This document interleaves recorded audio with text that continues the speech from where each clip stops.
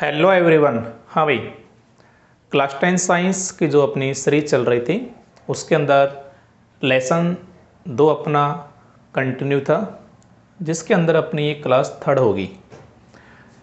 देखिए, पिछली क्लास जो थी अपनी सेकंड क्लास, उसके अंदर अपन ने जो लास्ट टॉपिक डिस्कस किया था वो किया था सूचक या अम्ल क्षारक सूचक यानी इंडिकेटर। इस टॉपिक को अपन डिस्कस कर रहे थे, वो लगभग ना कंप्लीट हो चुका है। सिर्फ उसके अंदर मुझे 2 नोट और लिखवाने हैं, जो कि आपने बीच बीच में नाम सुना होगा लिटमस, जो कि एक प्रकार का प्राकृतिक रंगीय सूचक होता है, जिसका जो कलर होता है प्राकृतिक कलर वो तो बैंगनी होता है, अम्ल में उसका कलर लाल हो जाता है, क्षार में नीला हो जाता है।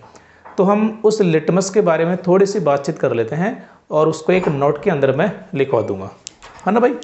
तो चलो आगे बढ़ते हैं अपन। हाँ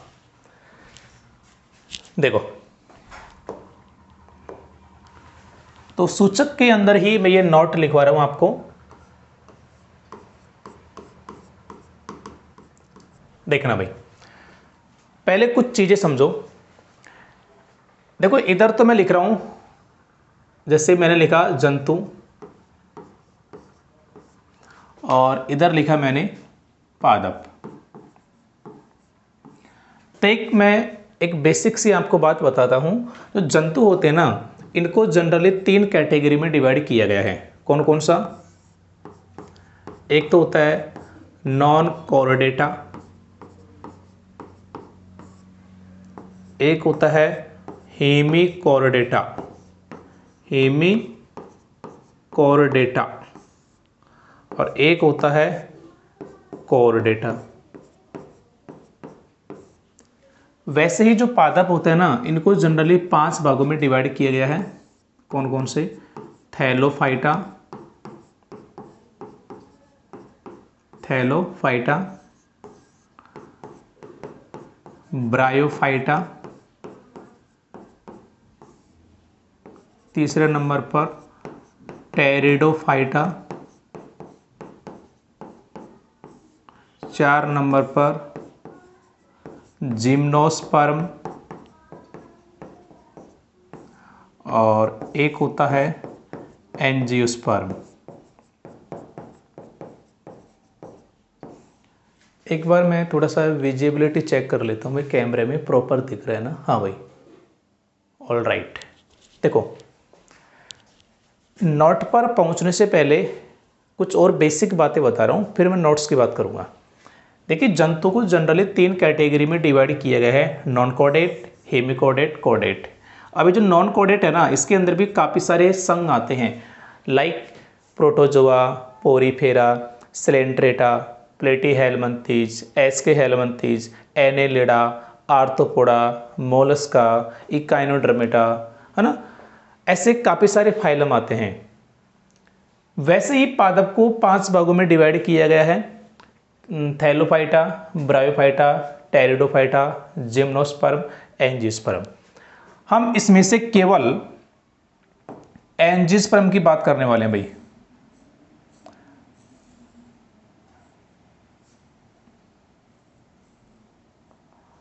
हम किसकी बात करेंगे? हम यहां से ओनली थैलोफाइटा की बात करने वाले हैं। देखो, थैलोफाइटा का मतलब होता है कि ऐसे पादप जिनको देखने से हम ये नहीं बता सकते कि जड़ इधर है, तना इधर है, पत्ती इधर है, उसे बोलते हैं थैलस आकार।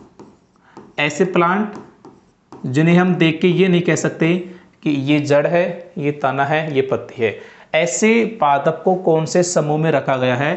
थैलोफाइटा के अंदर रखा गया है। ठीक है। इस थैलोफाइटा समूह का एक पादप होता है लाइकेन। क्या नाम है उसका? लाइकेन, या इसे लिचेन भी कहा जाता है। इसकी मीनिंग होती है ये LICHEN। तो कोई तो इसको लाइकेन बोल देता है, कोई लिचेन कह देता है। तो जो थैलोफाइटा समूह है, इसका एक प्लांट होता है लाइकेन या लिचेन। इससे ना लिटमस को प्राप्त किया जाता है। तो मैं ये लाइन लिखने वाला हूं, तो मैंने पहले ये इतनी सारी बातें आपको बताई है कि जैसे जंतु को 3 कैटेगरी में बांटा गया है, वैसे प्लांट को 5 कैटेगरी में बांटा गया है। पहली जो कैटेगरी है थैलोफाइटा, जिसमें जो पादप का आकार होता है वो थैलस जैसा होता है, यानी जिसको हम देख के ये नहीं कह सकते ये जड़ है, ये तना है, ये पत्ती है। इसी समूह का एक प्लांट होता है लाइकेन या लिचेन। इस लाइकेन से ही लिटमस को प्राप्त किया जाता है। ठीक, अब इस लाइकेन के बारे में मैं कुछ बताऊंगा, वो नेक्स्ट नोट के अंदर बताऊंगा। तो पहले तो मैं आपको ये नोट लिखवा देता हूं भाई। आई थिंक कुछ कुछ बात आपके समझ में आई होगी। हाँ भाई देखो,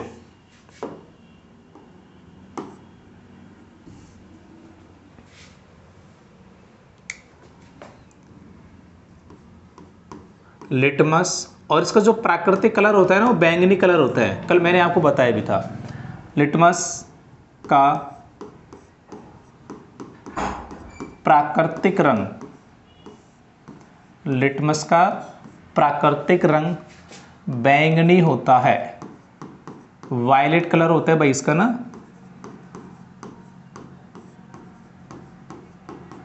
लिटमस का प्राकृतिक रंग बैंगनी होता है, जिसे थैलोफाइटा समूह के, अब यहाँ पे कंफ्यूज मत होना भाई, थैलोफाइटा मैंने कहाँ से लिखा है ना। मैं ये बात बता चुका हूँ थैलोफाइटा कहाँ से लिखा है मैंने। तो लिटमस का प्राकृतिक रंग बैंगनी होता है, जिसे थैलोफाइटा समूह के, थैलोफाइटा समूह के लाइकेन या क्या बोल सकते हैं लिचेन से या लिचेन नामक पादप से प्राप्त किया जाता है, प्राप्त किया जाता है। जिसका रंग किसका, लिटमस, इसका, ये जो लिटमस इसकी बात कर रहा हूं मैं,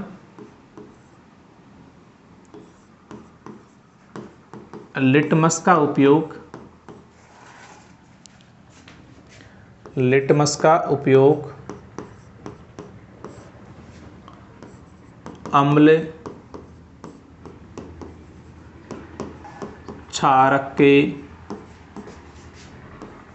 परीक्षण यानी जांच करना, परीक्षण में किया जाता है। ये कल भी मैंने आपको बता दिया था भाई। 1 मिनट रुको ना भाई।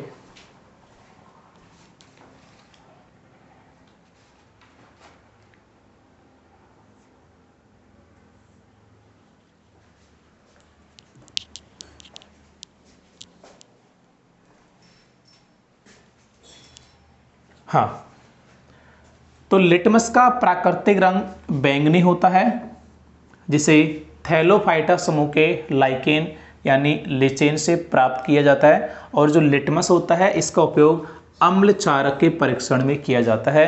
यानी आपके पास 2 केमिकल है, एक तो अम्ल है, एक क्षार है।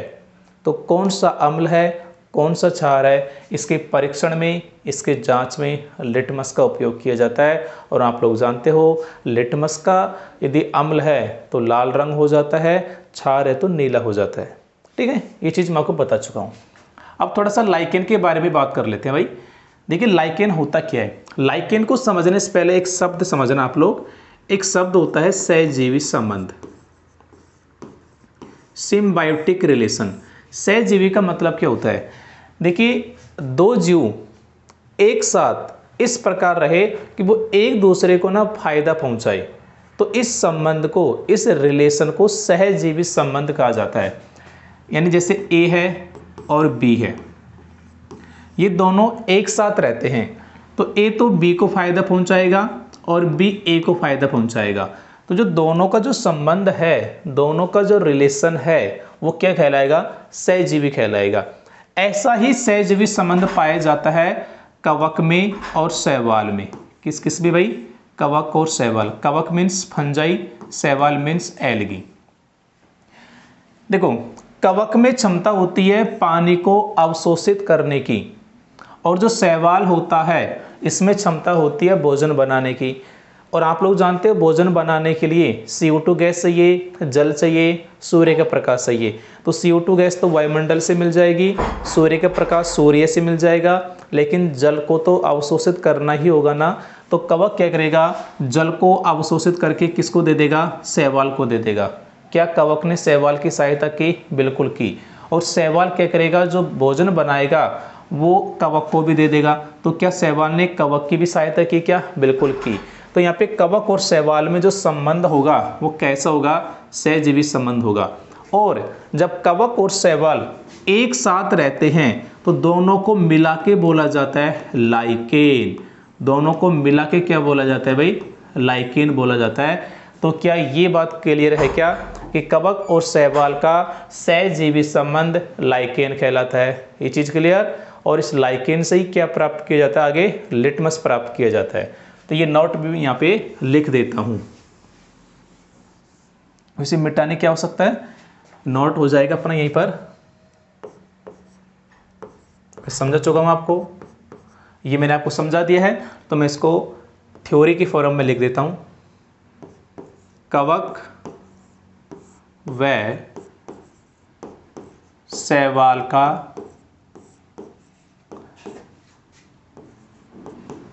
सहजीवी संबंध, कवक व शैवाल का सहजीवी संबंध लाइकेन कहलाता है, लाइकेन कहलाता है। ये चीज क्लियर है। Symbiotic relation between algae and fungi are called lichen. ठीक है भाई, कि कवक और शैवाल का जो सहजीवी संबंध होता है, सिम्बायोटिक रिलेशन होता है, वो लाइकेन कहलाता है। आई थिंक ये चीज आपकी समझ में आ गई होगी। और जो सूचक वाला टॉपिक है वो हमारा कंप्लीटली फिनिश है। ठीक है, न्यू टॉपिक लेके चलते हैं अपन, और उसमें देखेंगे अम्ल व क्षारक के रासायनिक गुणधर्म। तो यहाँ पे मैं टॉपिक का तो नाम लिख ही देता हूं पहले, अम्ल व क्षारक के रासायनिक गुणधर्म, अम्ल व क्षार के रासायनिक गुणधर्म। हाँ भाई, एक बात हमेशा ध्यान रखना, जब भी रासायनिक गुणधर्म पढ़ने होते हैं तो इनके अंदर क्या चीज पढ़ी जाती है, इनके अंदर पढ़ा जाता है रासायनिक अभिक्रियाएं।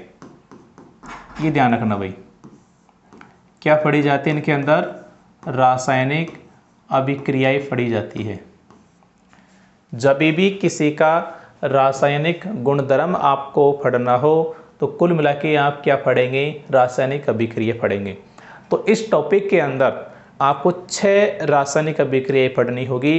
तो पहले मैं 1 बाय 1 एक एक के नाम लिख देता हूं, फिर अपन 1 बाय 1 एक एक को डिस्कस करेंगे। ठीक है भाई, तो चलो पहले नाम लिखते हैं। सबसे पहले आपको पढ़नी है अम्लों की धातु के साथ अभिक्रिया, अम्लों की धातु के साथ अभिक्रिया। एक मिनट रुकना भाई, थोड़ा सा ये साउंड प्रॉब्लम है, इसको मैं एक बार ठीक करता हूँ। हाँ, अब ये आवाज़ नहीं आएगी भाई बार बार, है ना, थोड़ा सा साउंड प्रॉब्लम था, वो ठीक कर दिया है। देखो, पहली अभिक्रिया है अम्लों की धातु के साथ अभिक्रिया।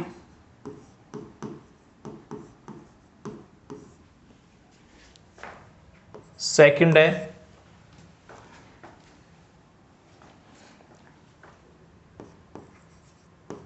क्षारकों की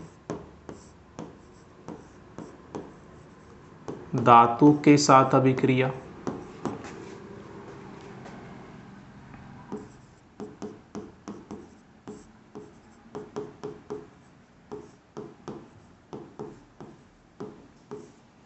हाँ, तीसरी अभिक्रिया है उदासीनीकरण अभिक्रिया।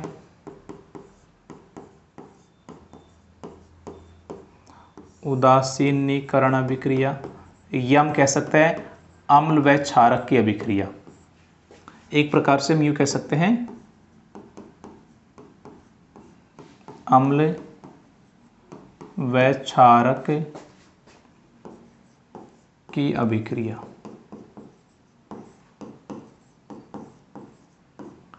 याद रखने के दृष्टिकोण से इजी पड़ जाएगा याद करना।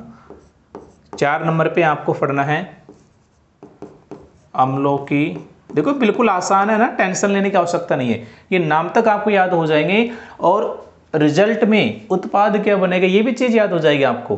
बिल्कुल आपको कंपेयर करके चलना है एक दूसरे को ना। अम्लों की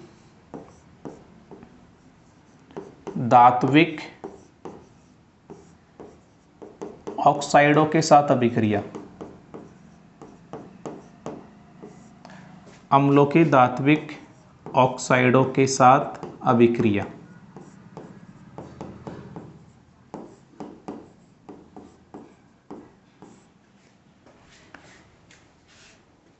पाँच नंबर पे आपको डिस्कस करना है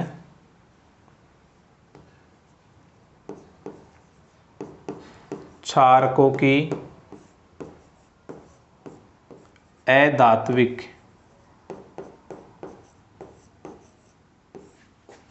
ऑक्साइडों के साथ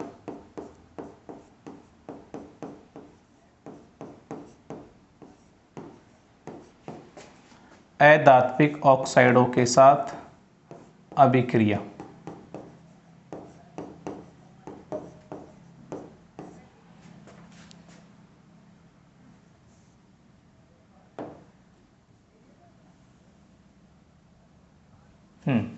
और लास्ट अभिक्रिया आपको डिस्कस करनी है अम्लों की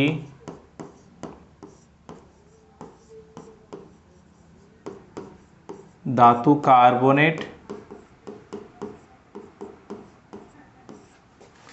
व धातु हाइड्रोजन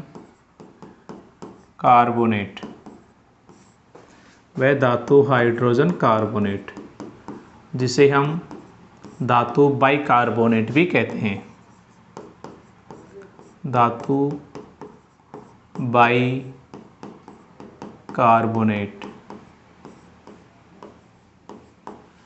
के साथ अभिक्रिया।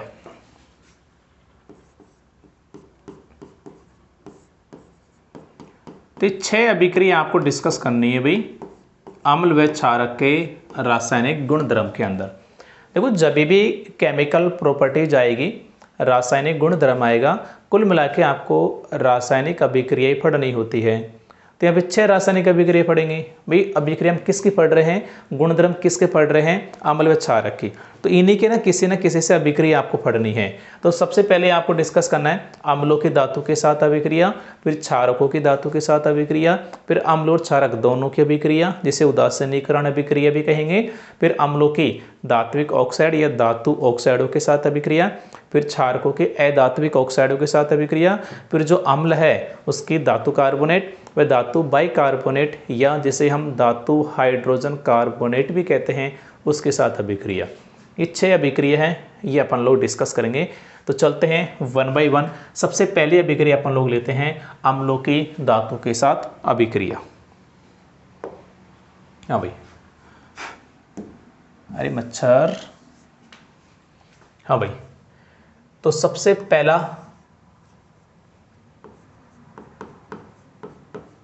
अम्लों की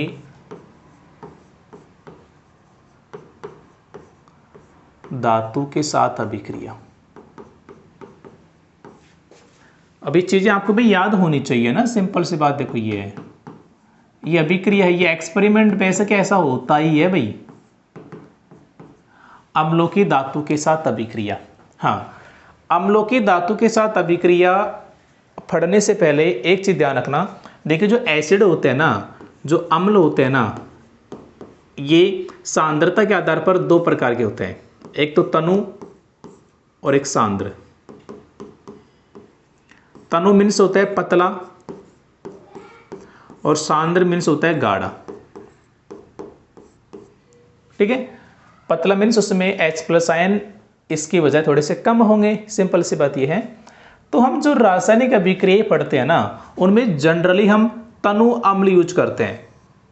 लगभग रासायनिक अभिक्रियाओं में हम तनु एसिड यूज करते हैं और यही ज़्यादातर आप लोग पढ़ते हो भाई। सांद्र तो न के बराबर अभिक्रिया आप लोग देखने को मिलती है आपके लेवल तक। तो आपको तनु अम्ल, तो जहाँ पर भी मैं अम्ल शब्द यूज करूंगा उसके आगे लिखूंगा तनु अम्ल, यानी पतला अम्ल है। तो आप लोग कन्फ्यूज मत होना, तनु का मतलब क्या है, वहाँ पे जो एसिड ले रहे हैं वो क्या है, तनु है, पतला है। क्लियर है भाई? चलो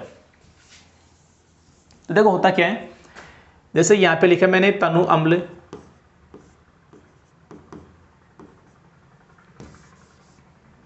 पहले धातु लिख लो, ये धातु लिखा मैंने, फिर यहाँ पे लिखा मैंने तनु अम्ल। वो तो आगे पीछे लिख सकते हैं, है ना, कोई दिक्कत वाली बात नहीं। तो जब भी धातु और अम्ल इनकी अभिक्रिया होती है ना, तो हमेशा बनेगा एक तो धातु लवण, जो भी धातु आप लोग ले रहे हो उसका लवण, साथ में आपको प्राप्त होगी हाइड्रोजन गैस। साथ में क्या प्राप्त होगी आपको भी, हाइड्रोजन गैस मिलेगी।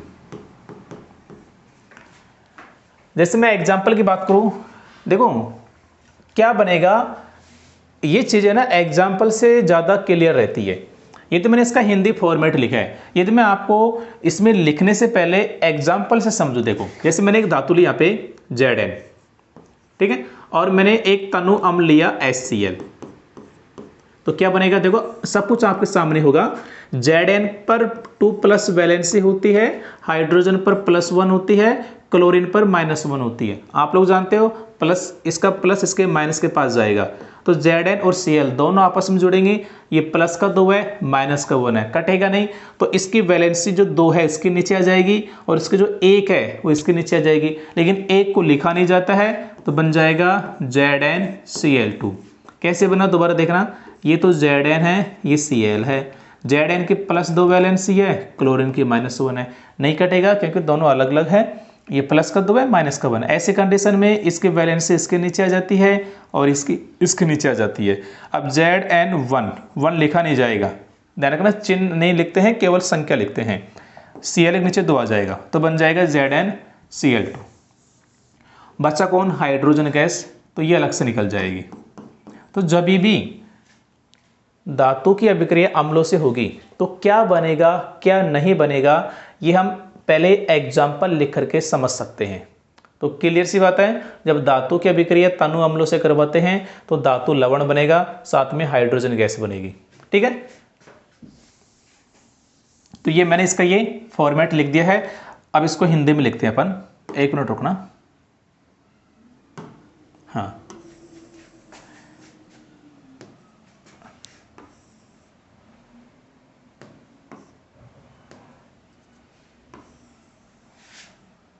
अरे क्या बात है, थोड़ा सा, हाँ भाई, ये मैंने इसका फॉर्मेट लिख दिया है। हिंदी में क्या लिखेंगे, जब धातु की अभिक्रिया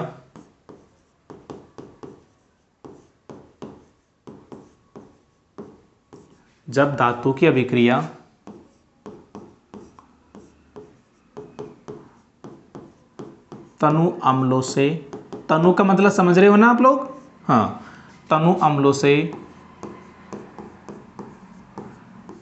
करवाई जाती है,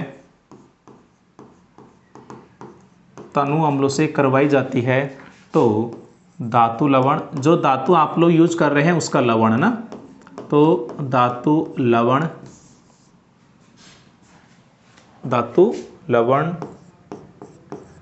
व हाइड्रोजन गैस का निर्माण होता है।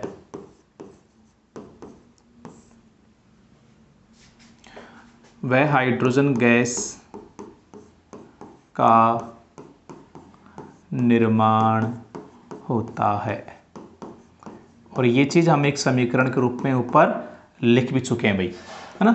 एग्जाम्पल की बात करते हैं इसका, तो देखना भाई, एक तो ये ना डिस्प्ले पे आ रहा है कि नहीं आ रहा है, एक बार मैं चेक कर लेता हूँ, कहीं आगे पीछे थोड़ा कट रहा हूँ, नहीं प्रॉपर है, कोई दिक्कत नहीं जी। एग्जाम्पल की बात करते हैं इसका, तो देखना भाई,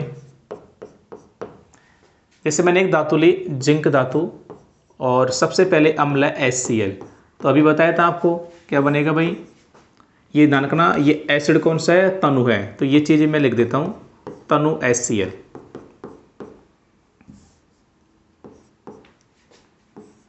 क्या बनेगा, ZnCl2, साथ में कौन सी गैस, हाइड्रोजन गैस। गैस है तो मैं ऐसा सिंबल लगा सकता हूँ, क्यों लगाया है मैं लेसन नंबर 1 में डिस्कस कर चुका हूँ इसके बारे में। सेकंड देखो, Zn प्लस H2SO4, तनु, और लिख लो यहाँ पे कन्फ्यूजन नहीं होगा, तनु H2SO4। तो यहाँ पर बनेगा आपके ZnSO4,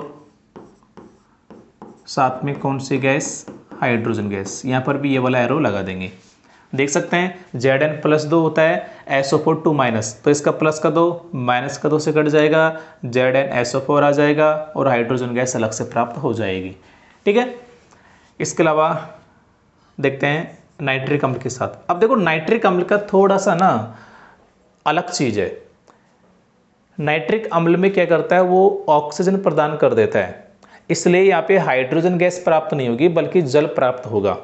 ठीक है, तो अपन उसमें तनु के साथ भी अभिक्रिया देखेंगे और सांद्र के साथ भी, दोनों में अलग अलग होगा। तो देखो भाई, Zn प्लस, पहले लिखते हैं, पहले तनु को लिख लेते हैं, चलो, तनु नाइट्रिक अम्ल यानी HNO3, और एक डिस्कस करेंगे अपन Zn प्लस सांद्र HNO3। दोनों के अभिक्रिया से क्या बनेगा, देखो, चाहे तनु हो चाहे सांद्र हो, लवण और हाइड्रोजन गैस नहीं बनेगी, जल बनेगा। तो लवण कौन सा, जिंक नाइट्रेट, ZnNO3 का होल ट्वाइस, यहाँ पर भी ZnNO3 का होल ट्वाइस बनेगा। ठीक है, Zn प्लस 2 होता है, NO3 माइनस होता है, प्लस का 2 माइनस का 1 नहीं कटेगा, इसलिए इसका प्लस का 2 इसके साथ गुणा हो जाएगा, बन जाएगा जिंक नाइट्रेट। साथ में ना दोनों में जल तो बनेगा भाई, मैं थोड़ा आगे लिख रहा हूं, आगे पीछे कहीं भी लिख सकता है ना, नो डाउट। जिंक नाइट्रेट इसमें बनेगा, जिंक नाइट्रेट इसमें बनेगा, नहीं धातु का लवण बन गया, हाइड्रोजन गैस ना निकल के जल निकलता है। साथ में ये थोड़ा सा आपको ध्यान रखना है, यदि तनु HNO3 है तो आपको प्राप्त होगा N2O। N2O का मतलब नाइट्रस ऑक्साइड, और यदि सांद्र होगा तो बनेगा NO2 यानी नाइट्रोजन डाइऑक्साइड। ऐसा अभिक्रिया आपकी बुक में दे रखी है, तो थोड़ा सा ध्यान रखना, क्योंकि कई बार ना चीज़ें केमिस्ट्री के अंदर क्या होता है, जो एक्सेप्शन होते हैं ना, अपवाद, वो ज़्यादा पूछे जाते हैं। ठीक है, क्योंकि टीचर का उन पर ज़्यादा फोकस होता है, तो ये ध्यान रखना। जनरली हम जब तनु से अभिक्रिया करवाएंगे, तनु अम्ल से, तो धातु लवण बनेगा और हाइड्रोजन गैस बनेगा। लेकिन नाइट्रिक अम्ल के केस में थोड़ा सा डिफरेंट है, चाहे तनु हो चाहे सांद्र हो, धातु का लवण बनेगा और हाइड्रोजन गैस न बन के जल बनेगा। साथ में तनु होने पर नाइट्रस ऑक्साइड भी बनेगा और सांद्र होने पर नाइट्रोजन डाइऑक्साइड भी बनेगा। ठीक है भाई, ये वही है नाइट्रस ऑक्साइड, लाफिंग गैस, हंसाने वाली गैस। क्लियर है भाई। और एक एग्जाम्पल और लिख लेते हैं, जाके बुक में दे रखे भाई, चलो। तो Zn प्लस एसिटिक अम्ल का लिख लेते हैं, CH3COOH। तो क्या बनेगा, देखो, Zn CH3COO का होल ट्वाइस, COO का होल ट्वाइस, साथ में कौन सी गैस, हाइड्रोजन गैस। क्यों, क्योंकि CH3COO माइनस, ये पूरा माइनस में होता है, हाइड्रोजन प्लस में होगा और ये +2 होगा, तो इसका जो प्लस है वो इस माइनस के पास जाएगा, तो ये प्लस का 2 है, माइनस का 1 है, कटेगा नहीं, तो प्लस का 2 एसिटेट आयन जो है CH3COO इसके नीचे आ जाएगा, क्योंकि सभी से गुणा होगा ना, तो Zn CH3COO का होल ट्वाइस और हाइड्रोजन गैस अलग से प्राप्त हो जाएगी। तो आई थिंक ये बात आपको समझ में आ गई होगी। क्लियर है भाई, चलो। अब देखो भाई, ध्यान से सुनना, यहां पर एक डायग्राम दे रखा है, डायग्राम दे रखा है आपको, वो क्या है, देखो डायग्राम कैसे पूछा जाता है। डायग्राम के 2 तरीके हैं पूछने के, या तो ये पूछेगा कि जब धातु की अभिक्रिया तनु अम्लों से करवाई जाती है तो हाइड्रोजन गैस की जांच का चित्र, जैसे ऐसे बोल देगा कि जब धातु की अभिक्रिया तनु अम्लों से करवाई जाती है तो उसका नामांकित चित्र बनाओ, या बोल देगा कि हाइड्रोजन गैस की जांच का चित्र बनाओ। तो आप लोग क्या बनाना है सुनना, मैं आपकी पीडीएफ खोलता हूं चैप्टर की। हाँ भाई, आपको दिखाई दे रहा होगा साफ साफ, ये देखो, थोड़ा सा मैं कैमरे में देख लेता हूँ, विजिबिलिटी प्रॉपर चल रहा है ना जी। हाँ देखो भाई, देखो ना, एक तो केमिस्ट्री का डायग्राम बिल्कुल इजी होते हैं, ज़्यादा कुछ नहीं, स्टैंड वगैरह परख नली वगैरह सभी को पता है, लगाना होता ही है। तो देखिए हो क्या रहा है, ध्यान से देखना भाई। यहां पर ना ये तो क्या है, आपका स्टैंड है पूरा, ये प्रॉपर क्या है भाई, ये प्रॉपर स्टैंड है आपका, आप लोग देख सकते हैं ये प्रॉपर स्टैंड है, और इसमें आपने एक परख नली को लगा रखा है। ये तो आपका क्या है, स्टैंड है जिसमें आपने एक परख नली को रोके रखा है, ऐसे मतलब इसमें बांध रखा है। अब आपने क्या किया, इस परख नली के अंदर सल्फ्यूरिक अम्ल, तनु सल्फ्यूरिक अम्ल डाल दिया। सल्फ्यूरिक अम्ल की जगह हाइड्रोक्लोरिक अम्ल भी हो सकता है भाई, है ना, अम्ल कोई सा भी हो सकता है, जो आपने भी देखा था हाइड्रोजन गैस जहां पर निकलती है। HCl हो सकता है, एसिटिक अम्ल हो सकता है, सल्फ्यूरिक अम्ल हो सकता है, नाइट्रिक अम्ल नहीं होगा, क्योंकि नाइट्रिक अम्ल के केस में हाइड्रोजन गैस नहीं निकल रही थी। ठीक है, तो स्टैंड है जिससे आपने परख नली को रोके रखा है, जिसके अंदर आपने तनु सल्फ्यूरिक अम्ल डाल दिया और दानेदार जिंक के टुकड़े यानी जिंक धातु डाल दी और सल्फ्यूरिक अम्ल डाल दिया। अब मुझे बताओ, जब आपने इस परख नली में ये डाल दिया क्या, सल्फ्यूरिक अम्ल और जिंक धातु के टुकड़े, तो दोनों के बीच अभिक्रिया होगी नहीं होगी। और जब धातु की अभिक्रिया तनु अम्ल से करवाते हैं तो धातु लवण बनेगा और हाइड्रोजन गैस बनेगी। इसके लिए क्या कर रखा है, देखो एक अलग से नली लगा रखी है परख नली में, जिसे बोलते हैं प्रवाह नली, और इस प्रवाह नली को एक अलग से पात्र है जिसमें साबुन का घोल है, साबुन का विलयन बना रखा है, उसमें खोल रखा है। अब मुझे बताओ, जैसे अभिक्रिया होगी हाइड्रोजन गैस बनेगी, गैस हल्की होती है, इस नली के द्वारा निकलेगी और साबुन के घोल में आएगी नहीं आएगी, और जैसे साबुन के घोल में हाइड्रोजन गैस आएगी तो साबुन के घोल के बुलबुले बनेंगे नहीं बनेंगे, बिल्कुल बनेंगे। और जो साबुन के घोल के बुलबुले बनेंगे उनमें कौन सी गैस भरी होगी, हाइड्रोजन, क्योंकि हाइड्रोजन गैस के आने से बुलबुले बन रहे हैं, तो हाइड्रोजन से भरे साबुन के बुलबुले। और आप लोग जानते हो जो हाइड्रोजन गैस होती है ना, वो ज्वलनशील गैस होती है, जैसे हम उसको जलाते हैं तो वो हमेशा फट फट, इसे इंग्लिश में बोलते हैं पॉप, पॉप पॉप साउंड, जैसे ही हाइड्रोजन गैस जलती है फट फट की आवाज़ के साथ जलती है। ठीक है, तो जैसे ही साबुन के बुलबुले निकल रहे हैं जिनमें हाइड्रोजन गैस भरी है, उनके पास हम जब मोमबत्ती लेके जाते हैं जलती हुई, तो जब बुलबुले जलेंगे, हाइड्रोजन गैस जलेगी, तब ये आवाज़ आएगी, और ये आवाज़ आने का मतलब है कि कौन जल रहा है, हाइड्रोजन गैस जल रही है, क्योंकि हाइड्रोजन गैस फट फट की आवाज़ के साथ जलती है। इससे ये साबित होता है कि जब धातु की अभिक्रिया अम्लों से करवाई जाती है, तनु अम्लों से, तो हाइड्रोजन गैस निकलती है। क्लियर है भाई। तो दो प्रकार से क्वेश्चन पूछा जाता है, या तो सीधा पूछेगा हाइड्रोजन गैस की जांच का चित्र, है ना, जो कि नॉर्मली पूछा भी जाता है, या बोलेगा कि जब धातु की अभिक्रिया तनु अम्लों से करवाई जाती है उसका चित्र, तो भी आपको यही बनाना है। यदि क्वेश्चन में सल्फ्यूरिक अम्ल बोले तो परख नली में आपको सल्फ्यूरिक अम्ल डाल देना है, हाइड्रोक्लोरिक अम्ल बोले तो हाइड्रोक्लोरिक अम्ल लिख देना है, एसिटिक अम्ल की बोले तो एसिटिक अम्ल लिख देना है। ठीक है, वो सब कुछ क्वेश्चन के ऊपर होगा। और कुछ भी ना बोले, सीधा अम्ल नाम ले ले, तो आप लोग आपके हिसाब से सल्फ्यूरिक अम्ल लिख सकते हैं, हाइड्रोक्लोरिक लिख सकते हैं, या एसिटिक भी लिख सकते हैं, वो आपके ऊपर है। तो आई थिंक ये चीज़ आपकी समझ में आ गई होगी।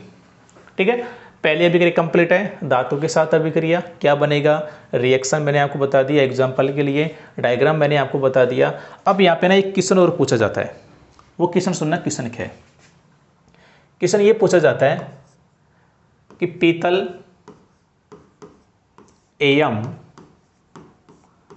तांबे के बर्तनों में, पीतल एवं तांबे के बर्तनों में, पीतल एवं तांबे के बर्तनों में दही एवं खट्टा पदार्थ क्यों नहीं रखना चाहिए। क्यों नहीं रखना चाहिए। पीतल एवं तांबे के बर्तनों में दही एवं खट्टा पदार्थ क्यों नहीं रखना चाहिए। तो देखो सिंपल सी बात है, तांबा धातु है, पीतल मिश्र धातु है, जो कि तांबा और जस्ता यानी तांबा और जिंक से मिलकर बनी होती है, लेकिन है तो धातु ना, उसके अंदर धातु ही है। तो ये धातु है, और जो दही पीतल और तांबा तो क्या धातु है, और जो दही एवं खट्टा पदार्थ यानी अम्ल है।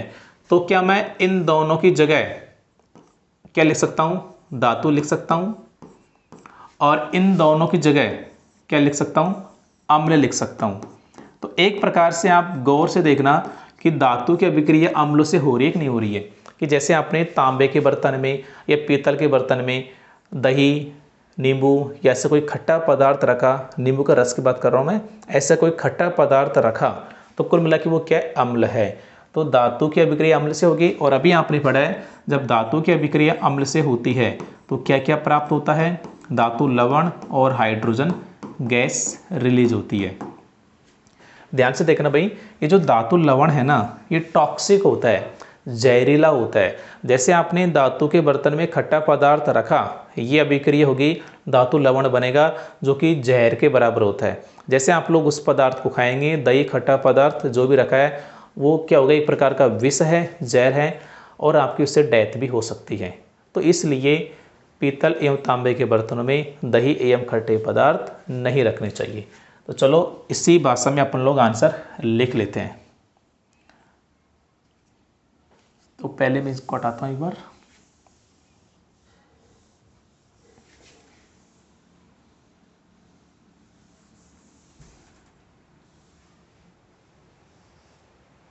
हाँ भाई, तो पीतल एवं तांबे के बर्तनों में दही एवं खट्टे पदार्थ क्यों नहीं रखने चाहिए। आंसर अभी मैंने आपको समझा ही दिया है। चलो आंसर की बात करते हैं। देखो, पीतल एवं तांबे के बर्तनों में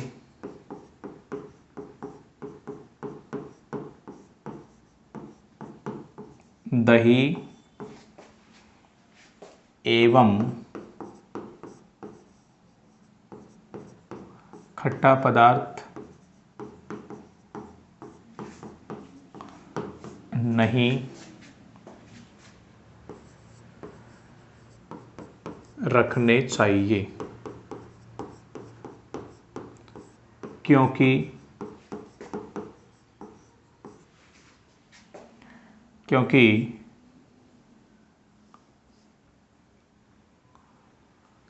पीतल एवं तांबे के बर्तनों से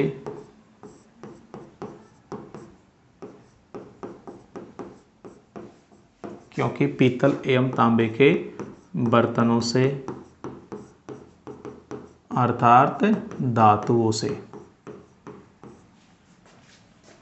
अर्थात धातुओं से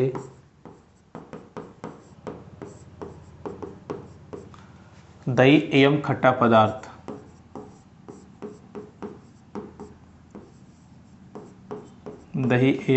पदार्थ यानी अम्ल अर्थात अम्ल, क्योंकि पीतल एवं तांबे के बर्तनों से अर्थात धातु से दही एवं खट्टा पदार्थ अर्थात अम्ल अभिक्रिया करके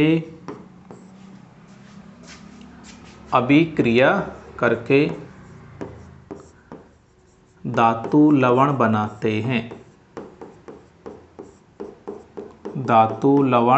बनाते हैं जो कि विषैले यानी जहरीले, टॉक्सिक, जो कि विषैले होते हैं, जिनको खाने से हमारी मृत्यु भी हो सकती है। जिनको खाने से हमारी मृत्यु भी हो सकती है।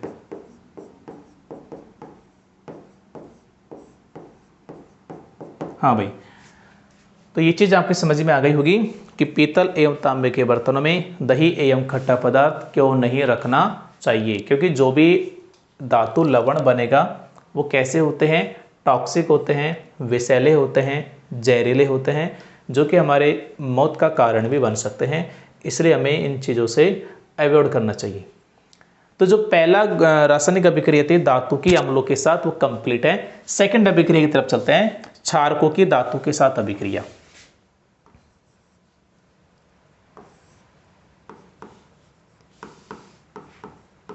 क्षारकों की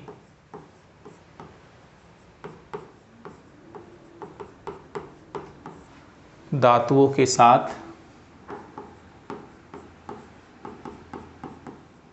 अभिक्रिया।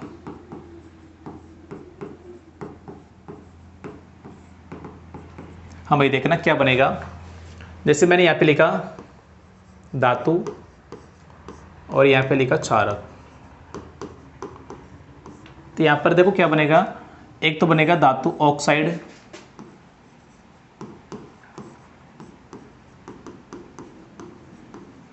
धातु ऑक्साइड प्लस हाइड्रोजन गैस। वहाँ पे धातु लवण और हाइड्रोजन गैस बना था अम्ल के अंदर ना, यहाँ पे धातु ऑक्साइड बनेगा और हाइड्रोजन गैस बनेगी। तो ये फॉर्मेट आपको याद होना चाहिए भाई।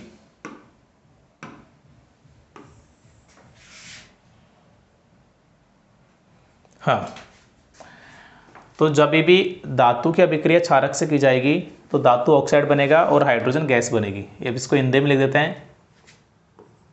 जब धातु की अभिक्रिया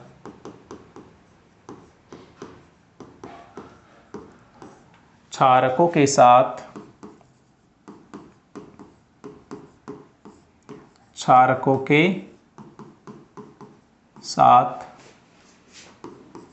करवाई जाती है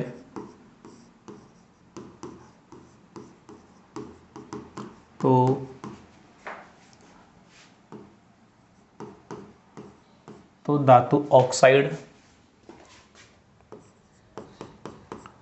धातु ऑक्साइड व हाइड्रोजन गैस का निर्माण होता है। हाइड्रोजन गैस का निर्माण होता है।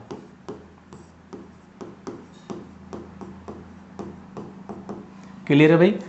ये चीज़ें ना याद होनी चाहिए भाई। ये एक्सपेरिमेंट बेस्ड चीज़ें हैं, ये सर रिएक्शन होता है, ये हमें पता होना चाहिए कि जब धातु और क्षारक की अभिक्रिया होगी तो धातु ऑक्साइड बनेगा, हाइड्रोजन गैस बनेगी। एग्जाम्पल यदि बात करें अपन इसका, तो जैसे अपन ने यहाँ पे एग्जाम्पल लिया Na, सोडियम धातु है, और आपने क्षार लिया कौन सा,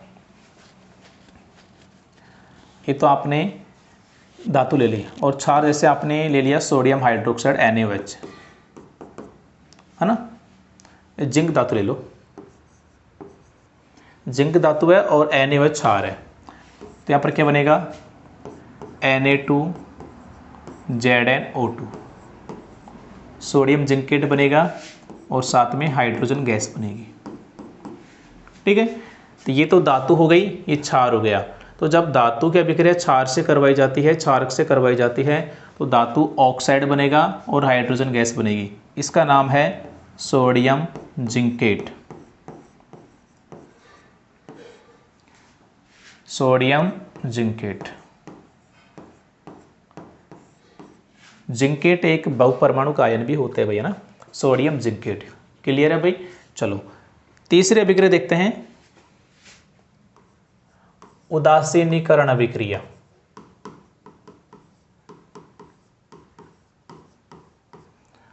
उदासीनीकरण अभिक्रिया, न्यूट्रलाइजेशन रिएक्शन। देखो चीजें आसान है भाई ना, रटने की आवश्यकता नहीं है कुछ भी। देखो सबसे पहले आपने क्या डिस्कस किया, अम्लों की धातु के साथ, तो फिर क्षारों की ले लो धातु के साथ। ठीक है, तो अम्लों की धातु के साथ हो गई, क्षारकों की धातु के साथ। अब ऐसे करो ना, अम्ल और क्षारक दोनों को मिला दो और जब अम्ल क्षारक दोनों को मिलाते हैं ना तो उसे बोलते हैं उदासीनीकरण अभिक्रिया। तो हम वही डिस्कस कर रहे हैं तीसरे नंबर पर, उदासीनीकरण अभिक्रिया। तो आप लोग ये पहले भी डिस्कस कर चुके हैं इससे पहले कि जब अम्ल और क्षार की परस्पर अभिक्रिया करवाई जाती है तो अम्ल क्या करेगा, क्षार के गुण नष्ट कर देगा, क्षार गुण के नष्ट कर दे, क्षार अम्ल के गुणों को नष्ट कर देगा, और इस प्रकार जो लवण बनेगा वो उदासीन लवण बनेगा। जो लवण बनेगा वो उदासीन होता है, तो इस प्रक्रिया को क्या बोलते हैं, उदासीनीकरण अभिक्रिया बोलते हैं। तो सेम चीज़ यहाँ पर अपन लिख देते हैं, जब अम्ल व क्षार की परस्पर, जब अम्ल व क्षार की परस्पर अभिक्रिया करवाई जाती है, जब अम्ल व क्षार की परस्पर अभिक्रिया करवाई जाती है तो लवण व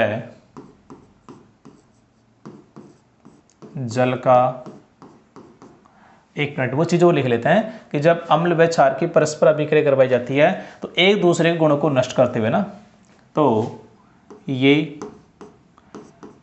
एक दूसरे के गुणों को, तो ये एक दूसरे के गुणों को नष्ट कर देते हैं, तो ये एक दूसरे के गुणों को नष्ट कर देते हैं तथा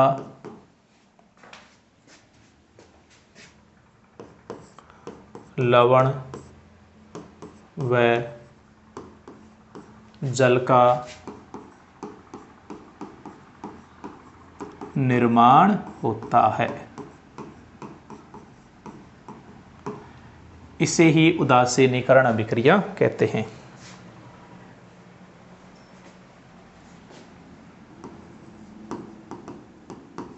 इसे ही उदासीनीकरण अभिक्रिया कहते हैं।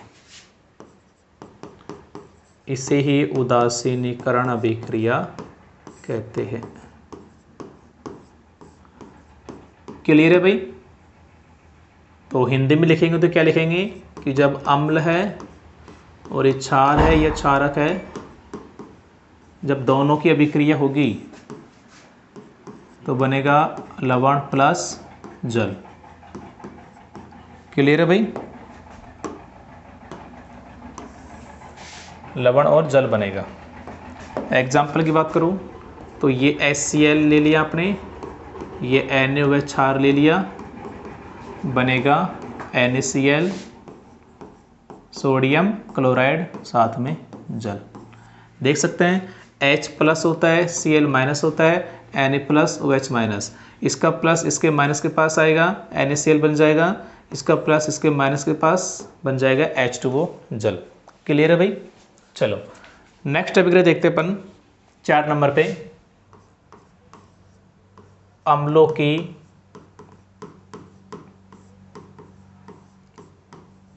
धात्विक ऑक्साइडों के साथ अभिक्रिया। अम्लों की धात्विक ऑक्साइड के साथ अभिक्रिया। अम्लों की धात्विक ऑक्साइडों के साथ अभिक्रिया। अब तो बिल्कुल आसान है भाई, 3 अभिक्रिया आपने पढ़ ली ना, तो आगे तो बिल्कुल आसान है। देखना भाई, आपको पता है कि जब अम्ल और क्षार आपस में अभिक्रिया करेंगे, अभी आपने देखा था कि जब अम्ल और क्षार दोनों आपस में अभिक्रिया करेंगे तो क्या क्या बनेगा, लवण प्लस जल। क्लियर है भाई? तो ये क्या अम्ल है, ये देखो अम्ल आ गया और ये आ गया धात्विक ऑक्साइड। ये क्या आ गया, धात्विक ऑक्साइड। अब देखो ये जो धात्विक ऑक्साइड होते हैं ना, ये एक प्रकार के क्षार होते हैं भाई। अम्ल और क्षार अभिक्रिया करेगा, लवण जल बनेगा, तो ये तो अम्ल ऐसे कैसे आ गया। अभी जो धात्विक ऑक्साइड आपने लिखा है ना, ये क्षार होता है, यानी किसी धातु के साथ ऑक्सीजन आएगा तो बन जाएगा धात्विक ऑक्साइड या धातु ऑक्साइड, और धातु ऑक्साइड क्षार होते हैं। तो मुझे बताओ, क्या एक प्रकार से अम्ल और क्षार की अभिक्रिया नहीं हो रही है क्या? बिल्कुल वही तो हो रहा है। तो यहाँ पर भी क्या बनेगा? लवण और जल ही बनेगा। ठीक है, तो ये बात मैं यहाँ पे लिख देता हूँ भाई। यदि मैं हिंदी में लिखूँ तो क्या बने, कैसे लिखेंगे अपन? अम्ल प्लस धात्विक ऑक्साइड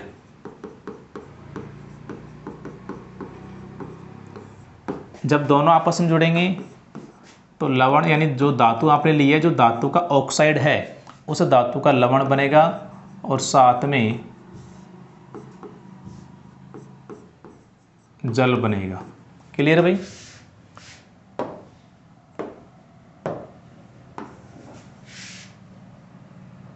हाँ, हिंदी में लिखो चलो इसको। तो हिंदी में कैसे लिखेंगे? जब अम्लों की अभिक्रिया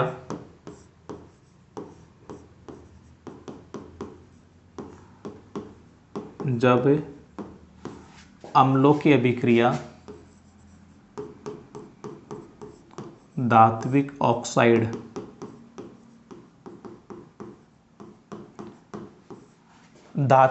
या धातु ऑक्साइड ना, बात एक ही है। धात्विक ऑक्साइडों के साथ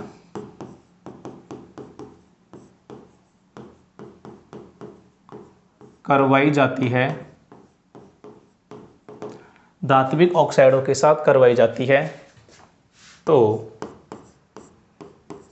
लवण व जल का निर्माण होता है, क्योंकि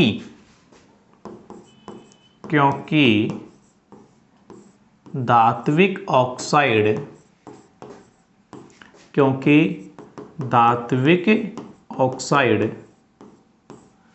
कैसे प्रकृति के होते हैं भाई? क्षारीय प्रकृति के होते हैं, क्योंकि धात्विक ऑक्साइड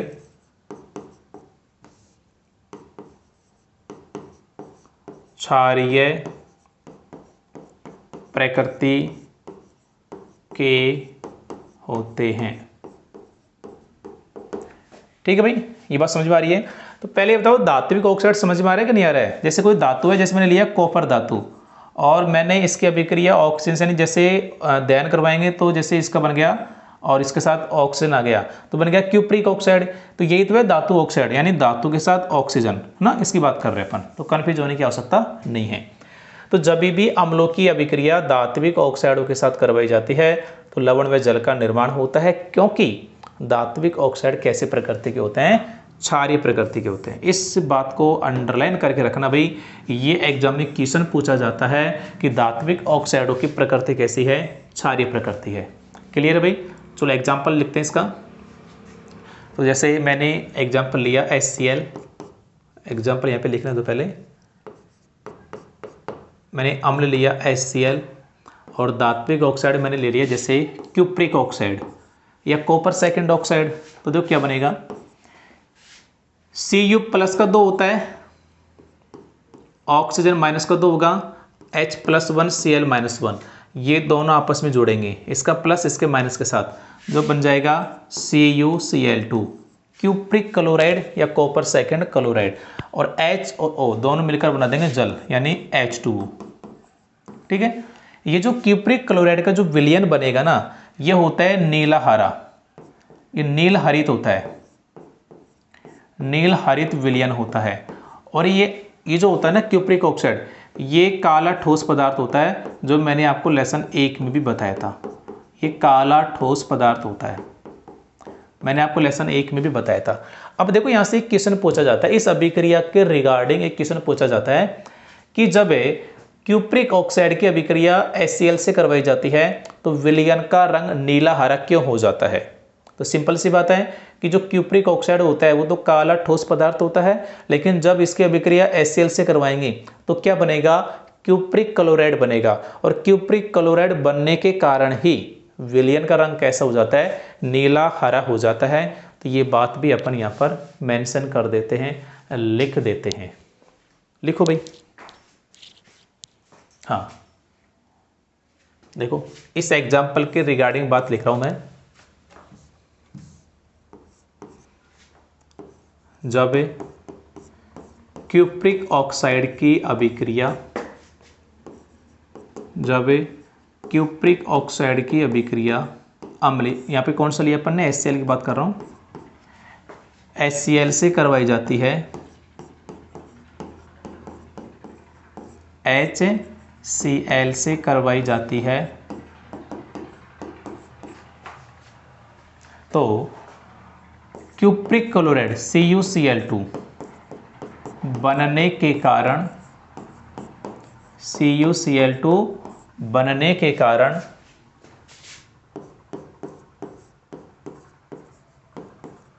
विलयन का रंग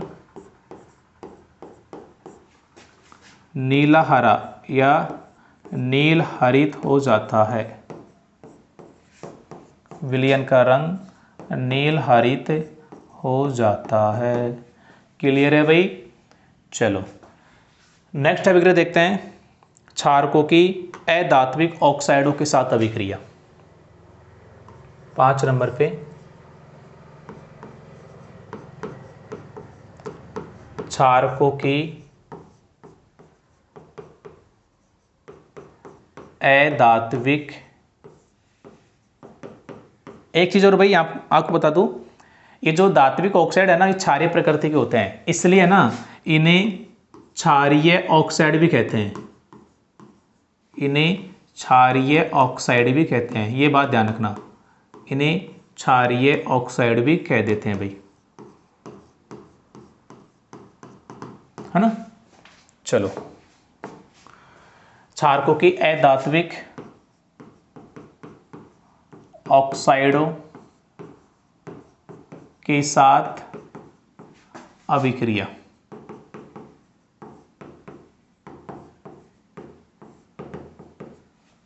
क्षारकों की अधात्विक ऑक्साइडों के साथ अभिक्रिया। देखो अभी आपने देखा था कि जब अम्ल और क्षार, मैं लिख ही देता हूं, चलो लिख के बताता हूं वापस आपको। ये अम्ल है और ये क्षार है, जब दोनों की अभिक्रिया होगी तो क्या क्या बनेगा, लवण प्लस जल। और यहां पर क्या क्या हो रहा है, क्षार है और इसकी अभिक्रिया आपकी किससे हो रही है, अधात्विक ऑक्साइड के साथ, ये है ना अधात्विक ऑक्साइड। तो देखो भाई, क्षार तो ऐसे कैसे आ गया, और ये जो अधात्विक ऑक्साइड होता है ना, ये अम्लीय प्रकृति का होता है। तो यहाँ पर भी तो एक प्रकार से क्या हो रहा है, अम्लों की अभिक्रिया क्षार से तो हो रही है ना, तो यहाँ पर भी क्या बनेगा, लवण और जल बनेगा। तो कुल मिला के 2 चीज आ गई भाई, एक तो आ गया आपके सामने धात्विक ऑक्साइड, ध्यान रखना ये क्वेश्चन पूछा जाता है, और एक आ गया अधात्विक ऑक्साइड या अधातु ऑक्साइड, बात एक ही है। तो धातु ऑक्साइड की प्रकृति तो कैसी है भाई, क्षारीय है, और अधातु ऑक्साइड की प्रकृति कैसी है भाई, अम्लीय है। अब ये बात आपको याद होनी चाहिए, याद कैसे रखेंगे, ऐसे अधातु ऑक्साइड और ऐसे अम्ल, ऐसे अधात्विक ऑक्साइड ऐसे अम्ल, यानी अधात्विक ऑक्साइड अम्लीय प्रकृति के होते हैं, बचा धात्विक ऑक्साइड जो क्षारीय प्रकृति का होता है। क्लियर है? तो यहां पर भी क्या बनेगा, लवण और जल बनेगा। चलो लिख देते हैं, पहले मैं हिंदी में लिख देता हूँ, वो अभिक्रिया के फॉर्म में लिख देता हूँ। ये तो आपका क्षारक है और ये आपका अधात्विक ऑक्साइड है, अधात्विक ऑक्साइड।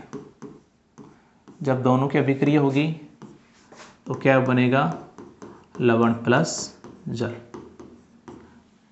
क्लियर है भाई?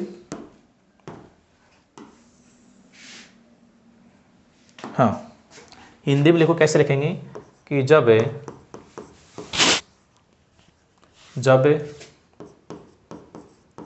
क्षारकों की अभिक्रिया, जब क्षारकों की अभिक्रिया अधात्विक ऑक्साइडों के साथ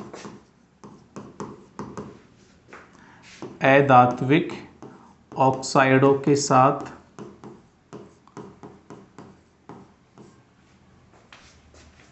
करवाई जाती है तो लवण व जल का निर्माण होता है। एग्जाम्पल लिखिए इसका।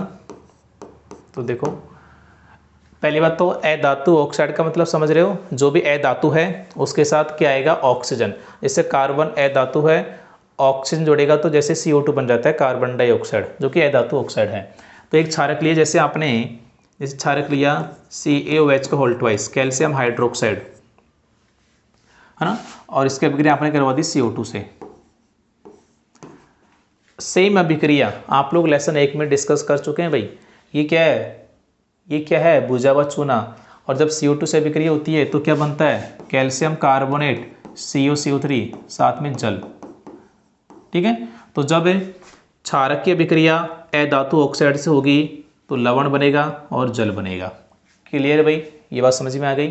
ठीक है, और अधातु ऑक्साइड की प्रकृति कैसे होती है, मैंने कारण तो लिखा ही नहीं, चलो लिख देते हैं कि जब क्षारकों की अभिक्रिया अधात्विक ऑक्साइड के साथ करवाई जाती है तो लवण में जल का निर्माण होता है, क्योंकि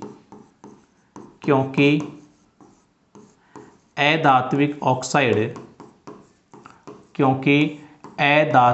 ऑक्साइड कैसी प्रकृति के होते हैं भाई, अम्लीय प्रकृति के होते हैं।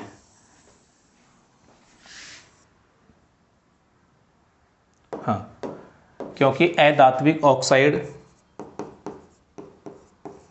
अम्लीय प्रकृति के होते हैं, अम्लीय प्रकृति के होते हैं।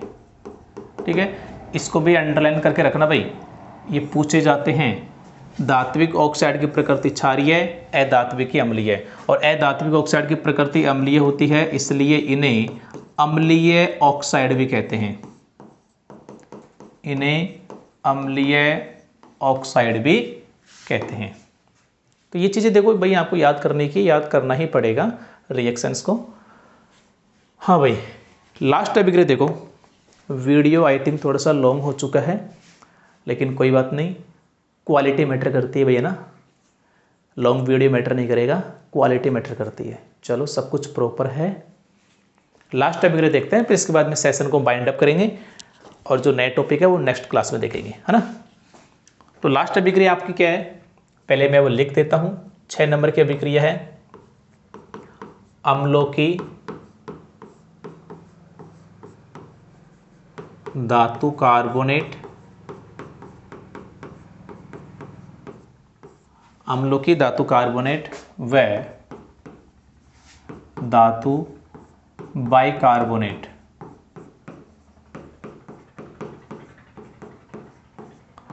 बाइकार्बोनेट के साथ अभिक्रिया,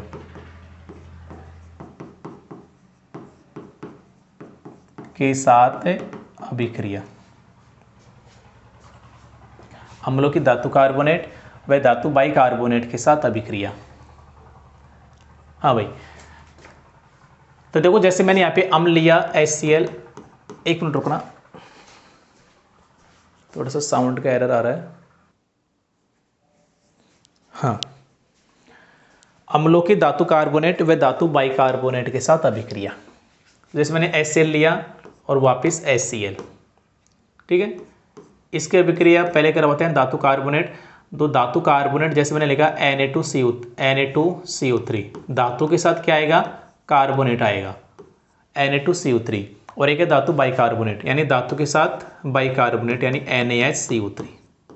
ठीक है, अम्लों की धातु कार्बोनेट और अम्लों की धातु बाइकार्बोनेट के साथ अभिक्रिया। अब मेरी बात सुनना, आपको पता है धातु कार्बोनेट, धातु बाइकार्बोनेट, ये एग्जाम्पल मैंने कहाँ पे लिखे थे, ये क्षार है। जब मैंने आपको लवणों के प्रकार पढ़ाए थे, प्रबलता के आधार पर, pH के आधार पर, तो 3 प्रकार के डिस्कस किए थे, उदासीन लवण, अम्लीय लवण, क्षारीय लवण। तो क्षारीय लवण के अंदर मैंने आपके 2 एग्जाम्पल लिखवाए थे भाई, Na2CO3, NaOCO3, याद है क्या आपको? अरे याद है ना, तो ये वही लवण है ये, ठीक है। अब देखो क्या बनेगा, यहाँ पे एक तो लवण बनेगा जैसे Na+Cl-, तो NaCl, यहाँ पर भी NaCl, साथ में क्या बनेगा, जल बनेगा, लवण और जल तो बनेगा ही बनेगा। साथ में एक बात ध्यान रखना, लगभग जब कार्बोनेट आ जाता है ना पीछे को, कार्बोनेट या बाइकार्बोनेट, तो CO2 गैस भी निकलती है, CO2 गैस भी रिलीज होती है, इस बात का ध्यान रखिएगा भाई। तो क्या बनेगा कि जब अम्लों की अभिक्रिया धातु कार्बोनेट या धातु बाइकार्बोनेट के साथ करवाई जाती है तो लवण व जल बनता है, साथ में कौन सी गैस निकलती है, CO2 गैस। तो इस बात को लिख देते हैं अपन भाई, जब अम्लों की अभिक्रिया, जब अम्लों की अभिक्रिया धातु कार्बोनेट व धातु बाइकार्बोनेट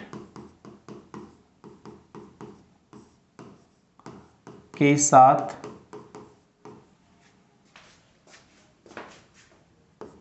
करवाई जाती है तो लवण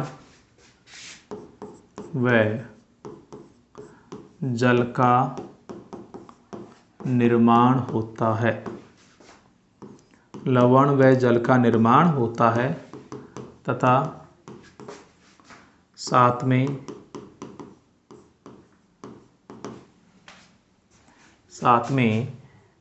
CO2 gas, carbon dioxide gas भी प्राप्त होती है,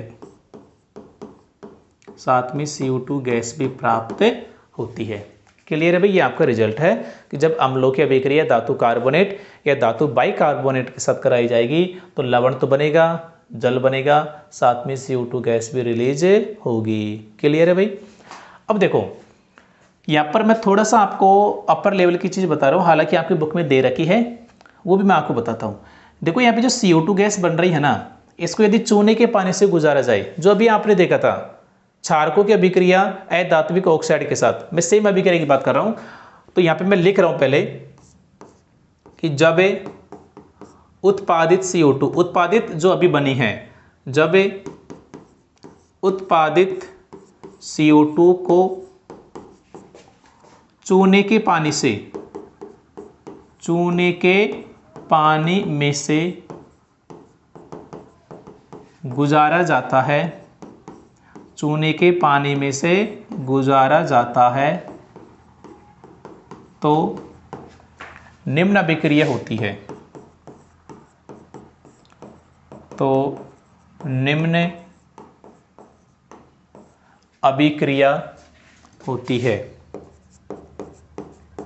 कौन सी अभिक्रिया होगी, देखो भाई, तो ये आपका चूने का पानी CaOH का होल ट्वाइस, इसमें से आप लोग CO2 गैस को गुजारेंगे तो क्या बनेगा, कैल्शियम कार्बोनेट, साथ में जल।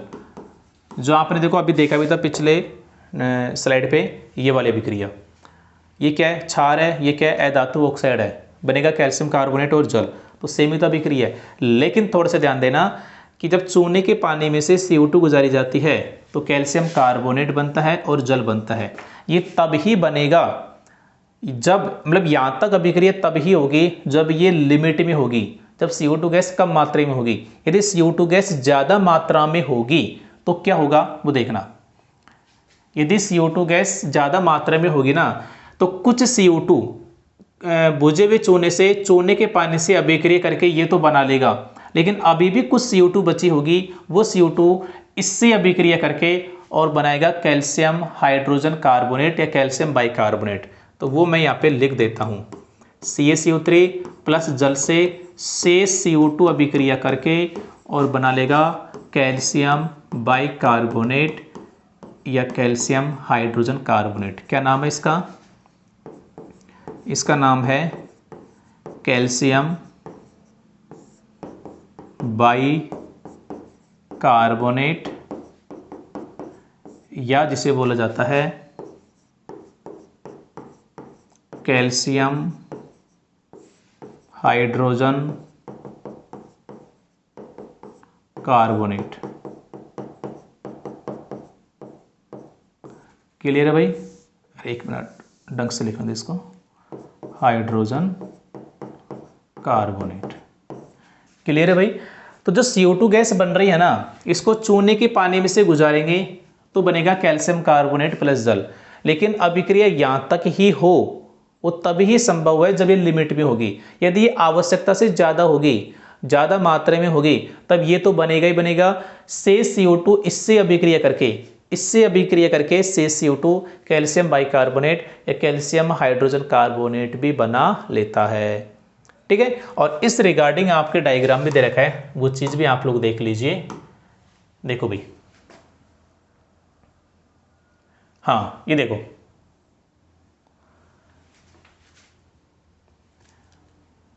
एक बार थोड़ा सा इसको ब्लर को ठीक होने दीजिए। बिल्कुल देखो हो क्या रहा है, आप लोग देख सकते हैं, सब कुछ ना आपके आंखों के सामने है। सबसे पहले ये तो एक स्टैंड है, ये जिससे परख नली को पकड़ रखा है। ठीक है, इस तो ये तो आपका स्टैंड हो गया, ये आपका परख नली हो गई। और इस परख नली के अंदर क्या डाल रखा है? हाइड्रोक्लोरिक अम्ल और ये कार्बन डाइऑक्साइड गैस। इसको अभी छोड़ो आप लोग एक, हाँ अब देखो भाई, हाइड्रोक्लोरिक अम्ल है। देखो ये वाला अभिक्रिया है कि जब अम्ल की अभिक्रिया किससे करवाएंगे हम लोग? धातु कार्बोनेट से या धातु बाइकार्बोनेट से।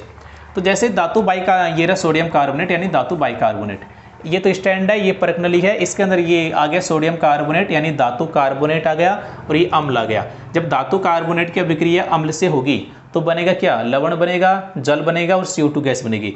तो CO2 गैस यहाँ पर बन जाएगी। अब इस CO2 गैस को, यहाँ पर एक नली लगी हुई है ना, इस CO2 गैस को एक नली है जो कि किसमें? एक दूसरी परख नली है उसके अंदर जा रही है, और उस परख नली में क्या है? कैल्शियम हाइड्रोक्साइड का विलयन है, यानी ये CaOH का होल ट्वाइस है। इस CaOH के होल ट्वाइस में से यहाँ से जो CO2 बन रही है उसको यहाँ तक पहुँचाया जा रहा है, और इस कैल्शियम हाइड्रोक्साइड से CO2 अभिक्रिया कर लेगी और क्या बनाएगा? कैल्शियम कार्बोनेट और जल बनाएगा। तो ये सेटअप आपके समझ में आ गया होगा। दोबारा देखना, स्टैंड है, ये आपकी परख नली है, इस परख नली के अंदर सोडियम कार्बोनेट यानी धातु कार्बोनेट है और अम्ल है। जब दोनों की अभिक्रिया होगी तो बनेगा लवण जल CO2 गैस। ये CO2 गैस बन गई। अब इस CO2 गैस को दूसरी नली के द्वारा एक दूसरी परख नली जिसमें क्या है? कैल्शियम हाइड्रोक्साइड है, उस तक पहुंचाया जा रहा है। जब दोनों में अभिक्रिया होगी तो बनेगा कैल्शियम कार्बोनेट और जल। ठीक है, ये नीचे लिखा भी है, कैल्शियम हाइड्रोक्साइड में से कार्बन डाइऑक्साइड गैस को गुजारना। ठीक है, तो ये सेटअप भी आपके समझ में आ गया होगा, ऐसी मैं उम्मीद ही करता हूँ आप लोगों से भाई। हाँ, तो यहाँ तक तो अपने कंप्लीट है। ये वाला जो टॉपिक था आपका अम्ल व क्षारकों के रासायनिक गुणधर्म, ये कंप्लीट हो गया। 6 अभिक्रिया थी, 6 की 6 अभिक्रिया आप लोग डिस्कस कर चुके हैं भाई। ठीक है, एक मिनट, हाँ ये 6 की 6 अभिक्रिया कंप्लीट हो चुकी है। तो एक तो आपको ना वीडियो अधिकतम शेयर करना है भाई, एक तो आपको वीडियो को क्या करना है? अधिकतम शेयर करना है। वीडियो को अधिकतम शेयर करना है। कोई चीज़ समझ में ना आई हो तो कमेंट कर देना है, और अधिकतम बच्चों को जोड़ना है भाई। थोड़ा सा आप लोग कंजूसी कर रहे हो, तो आप लोगों से मैं उम्मीद ही करता हूँ भाई आप लोग ना वीडियो को अधिकतम शेयर करो। अरे इतनी अच्छी कॉन्सेप्ट वाली क्लासेज मिल रही है, और क्या चाहिए आपको, है ना? तो प्रॉपर क्लासेज मिल रही है, आराम से स्टडी कीजिए। नोट्स के लिए आप लोग हमारा जो एप्लीकेशन है गुरु अकेडमी, उस पर विजिट कर सकते हैं। पुराने साल के क्वेश्चंस भी आपको वहीं मिल जाएंगे। एकदम नाम मात्र कॉस्ट पर, नाम मात्र फीस पर सारे कोर्सेज अवेलेबल हैं। क्लासेज यहाँ पे फ्री ऑफ कॉस्ट अवेलेबल है। ठीक है भाई, तो वीडियो कैसा लगा लाइक करके बताना। Thank you.